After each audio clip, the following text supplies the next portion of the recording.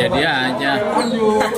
Jadi terkait dengan Fadel, saya selalu mendorong.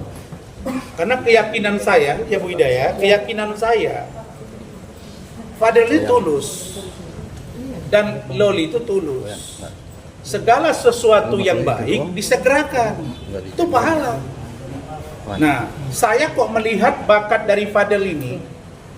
Mohon maaf kalau misalnya dicabut laporan, mohon maaf ini. Bukan karena kami takut dia jadi tersangka, bukan.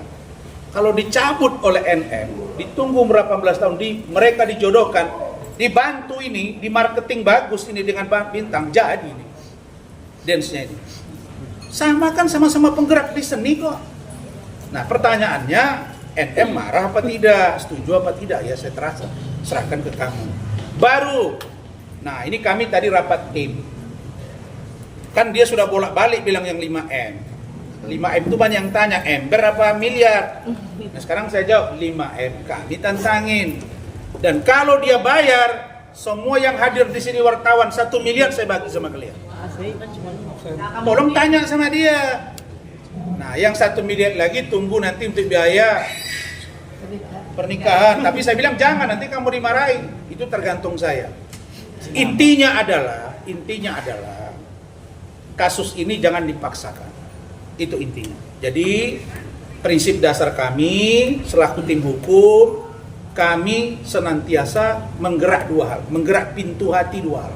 Satu, penyidik agar benar-benar profesional, sudah profesional, tapi lakukan gelar perkara khusus dengan memeriksa saksi kami tambahan. Yang kedua, menyentuh hati NM. Walaupun kau maki-maki saya NM, aku tetap ingin kau berbaikan dengan Fadel, karena Fadel minta saya jadi saksi kalau mereka menikah. Saya kira itu dari saya. Nanti kalau ada pertanyaan bisa dijawab oleh Fadel. Silakan Rahmat, berapa jumlah pertanyaan dan lain-lain. Oke, baik, terima kasih Pak Rasman. Terima kasih teman-teman media semua. Luar biasa. Pertama, saya menginformasikan kepada teman-teman semuanya bahwa tadi pemeriksaan terhadap saksi Eda Jul Fernandes itu dimulai sekitar pukul 3:30 atau 15.30 sampai dengan pukul 7 malam atau 19.00 atau sekitar 3,5 jam pemeriksaan. Pemeriksaan ini sudah lebih cepat dibanding pemeriksaan pertama kemarin. Artinya memang tadi seperti yang dijelaskan oleh Pak Rasman, tidak ada lagi dinamika bagaimana sih sebenarnya ketentuan penyidikan itu. Bolehkah diperiksa melalui Zoom atau tidak? Tadi sempat bercanda juga seperti yang disampaikan Pak Rasman, tapi tadi lebih ke arah pemahaman terhadap hukum. Artinya kami tadi sama-sama memahami terhadap KUHP atau hukum acara yang mengatur baik di tingkat penyelidikan dan juga di tingkat penyidikan. Artinya sangat jelas diatur dalam KUHP bahwa pemeriksaan di luar kantor polisi itu diperbolehkan. Bahkan tadi kami sama-sama menyepakati bahwa tidak satupun aturan yang melarang ya bahwa pemeriksaan itu dilakukan melalui Zoom ataupun internet. Karena kayak gitu. Karena memang aturan ini kalau dia sifatnya melarang itu harus dituangkan dalam aturan. Sesuatu yang tidak dilarang atau tidak diatur itu dalam hukum diperbolehkan. Itulah dia konsep hukumnya, azas legalitas. Jadi kita berbuat sesuatu yang menimbulkan kerugian tapi tidak diatur dalam tindak pidana, seseorang itu tidak akan dipenjara. Makanya hukum itu bersifat fleksibel.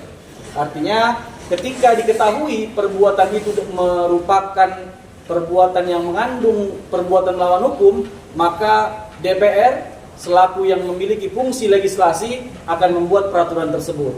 Nah kemudian terkait dengan pemeriksaan tadi, ada sekitar 27 pertanyaan.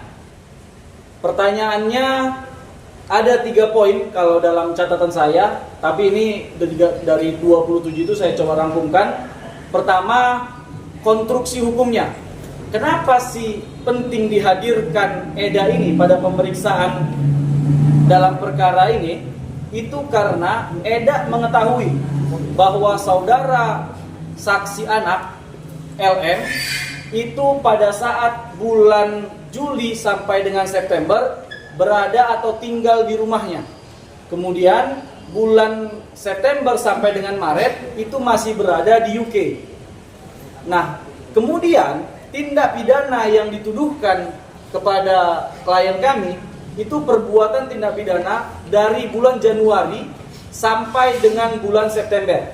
Artinya ada 3 bulan yang mana saksi Eda ini menerangkan bahwa selama 3 bulan ini, Januari, Februari, dan Maret, antara Fadel dengan Laura dengan LM itu tidak sama sekali pernah bertemu.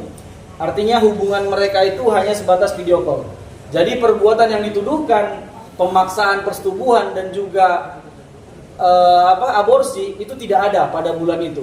Nah, kemudian saksi juga mengetahui pada bulan berikutnya melalui internet, yaitu postingan Laura sendiri seperti di mana dia tinggal. Mereka masih sering tektokan, masih sering komunikasian.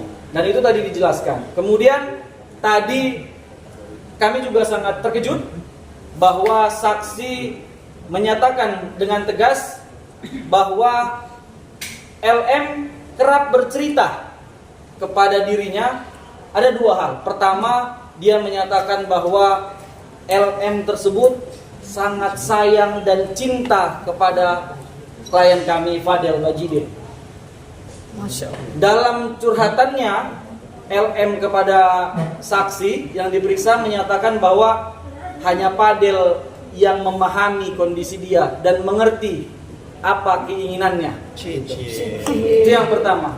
Dan kemudian yang kedua, LM kerap curhat tentang bagaimana kondisi selama dia di Indonesia bersama dengan ibunya.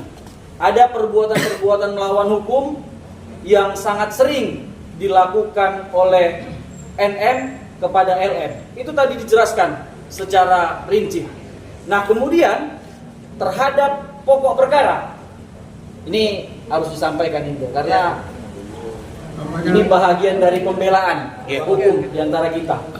Nah, pertama bahwa saksi secara terang menyampaikan bahwa saksi sering mendengar curhatan juga tentang kondisi hubungan atau pacaran LM sebelum dengan Fadel. Artinya memang sudah pernah berhubungan badan dan di UK. Itu inisial dengan pacarnya, inisial A, seseorang berkebangsaan UK, dan kemudian ada juga inisial A, ini juga mantan pacarnya, seseorang yang berkebangsaan Timor Leste. Dan kemudian ada juga yang berinisial A, seseorang yang berkebangsaan Jerman. Ini memang A semua ini diawali, triple A, kan begitu. Artinya ini menjadi alibi yang sangat baik atas pembelaan-pembelaan hukum ke depannya untuk klien kami. Kami yakin dengan hadirnya atau diberikannya keterangan saksi Adechart yang telah disampaikan oleh Mami Eda dan juga saudara saksi yang hari ini diperiksa, Eda Jul Fernandes, ini akan membuat terang perkara ini. Kami yakin dan percaya tidak ada perbuatan tindak pidana yang telah dilakukan oleh klien kami, Fadel Al-Fajar Bajide.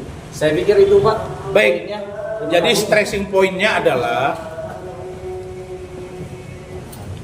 dengan terang saudari Eda mengaku kepada penyidik dan ini bisa dipertanggungjawabkan oleh Eda, gitu Mak ya. Ya. Bahwa pertama kan kemarin diposting tuh di story-nya si NM kata-kata Fadel. Dia mengatakan bahwa ya dia udah nggak perawan lagi, kan ada lu ngomong begitu. Karena pengakuan dari Loli kan, lah itu di up itu Mat, seolah-olah dibuat keterangan. Nah itu dia ngaku buka data pribadi. Saya bingung gitu. Dan yang kalian apa? Tolong tanya kepada NM, kenapa saya di blok dari Instagram dia? Nggak bisa hilang jejak digitalmu, walaupun kau tukar mau 10 kali, kita udah punya data, ya Pak. Dan saya punya orang yang kau nggak bisa kawal. Nah, artinya you takut gitu loh. Mana Lemon yang bicara-bicara itu? Kembali ke poin tadi, bahwa sudah ada pengakuan yang terang di luar LM sudah tidak gadis lagi, sebelum dengan Fadel ya, sudah pernah berhubungan badan dengan 2 laki-laki lain, gitu Mak tadi ya, berinisial A, satu orang UK, satu lagi orang Timur Leste, satu lagi kita nggak mau sebut karena dibuka itu malu, tapi itulah yang terjadi gitu loh. Dan ini dicurhatin oleh LM kepada Eda. Nah pertanyaannya, terus apa yang dipersoalkan dengan saudara Fadel?